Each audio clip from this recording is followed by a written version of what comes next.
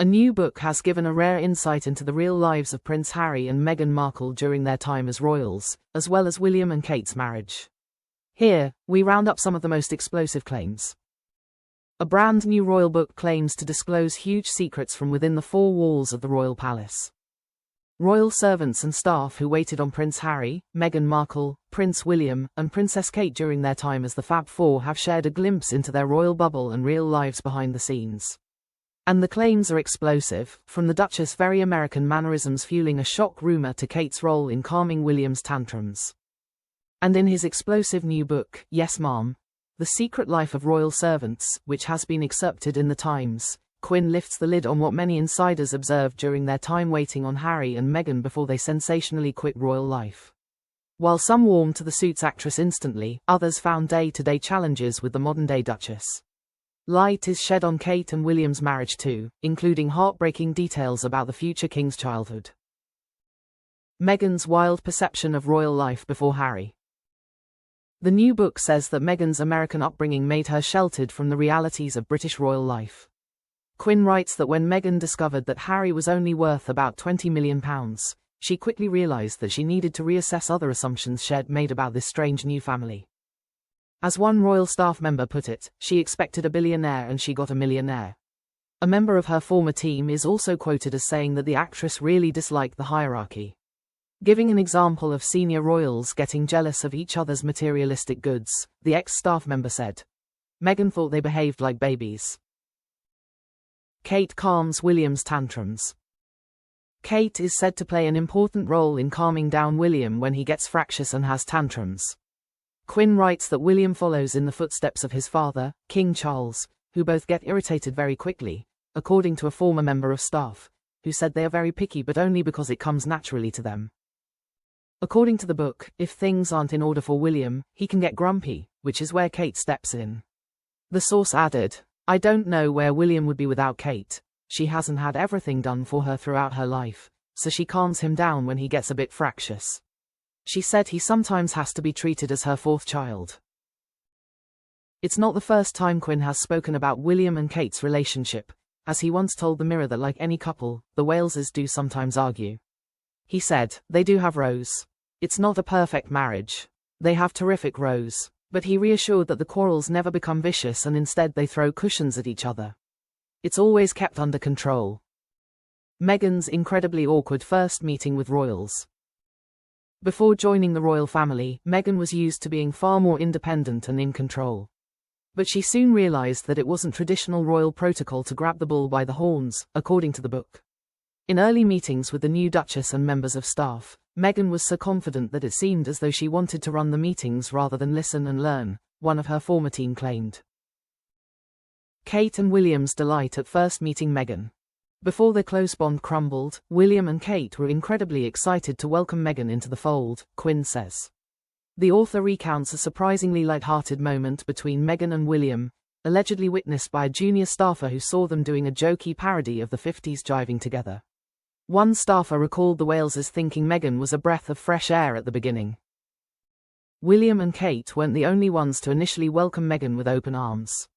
A courtier previously told the Daily Mail's royal reporter Richard Eden that the Queen believed that Meghan would be a breath of fresh air and a great asset to the monarchy. They said, the Queen fast-tracked her entry into the royal family, inviting Meghan to join her at a service to mark Commonwealth Day, her first official engagement with the Queen, 2 months before the wedding. It was another clear indication that Her Majesty valued Meghan and wanted her to be seen as a part of the family without delay. Meghan's cheek-kissing fueled flirting rumor. Meghan's affectionate side has always stood out in stark contrast to the royal family's formalities. But her hugging and cheek-kissing was wrongly misinterpreted by staff as her flirting with William, according to insiders quoted in the book. Quinn writes that her tactile manner made William feel uncomfortable, as Meghan would allegedly hug him almost every time they saw each other.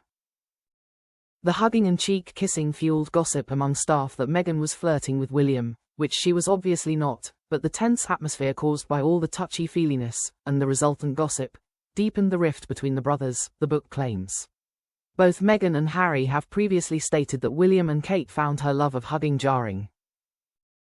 In their Netflix docuseries, Meghan said she did not know the royals' formal way carries through behind closed doors. She said, I started to understand that the formality on the outside carried through on the inside, that there is a forward-facing way of being and then you close the door and think, okay, we can relax now. But that formality carries over on both sides and that was surprising to me. Kate, William and Charles left Meghan feeling hurt. The book claims that Meghan's warm, friendly hug-everyone approach caused tension to develop between William and Harry, with problems arising fairly early on. Quinn claims Kate, William and Charles tended to flinch when she moved in for a hug, as they weren't used to so much affection between royals. He says California native Meghan was understandably hurt.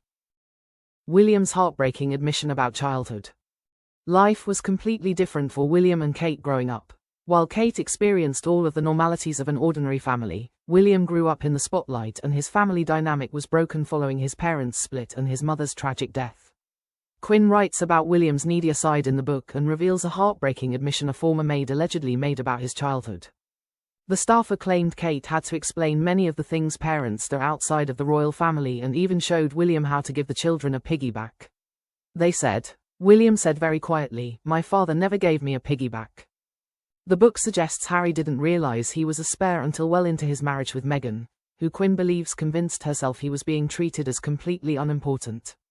The heir and the spare has long been a common way to describe the monarch and their sibling, meaning Harry was born a spare. But Quinn claims the title took on a whole new meaning when Meghan opened Harry's eyes to a new perspective.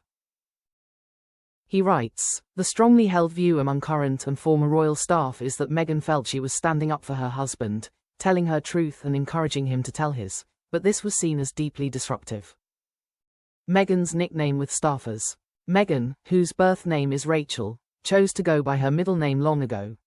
While Harry publicly calls his wife Meg and M, staffers had many nicknames for the Duchess. According to Quinn, her nickname for a while was the Duchess of Difficult, but she had other, friendlier nicknames, including Mystic Meg, while came about because she was so new agey, so woke, about so many things. It was previously revealed that Charles had his own nickname for Meghan during her time as a working royal, with the king recognizing her resilience. He affectionately called her Tungsten, due to her being tough and unbending, it was claimed. Tungsten refers to a metal in the periodic table, which is known for its high melting point and core strength.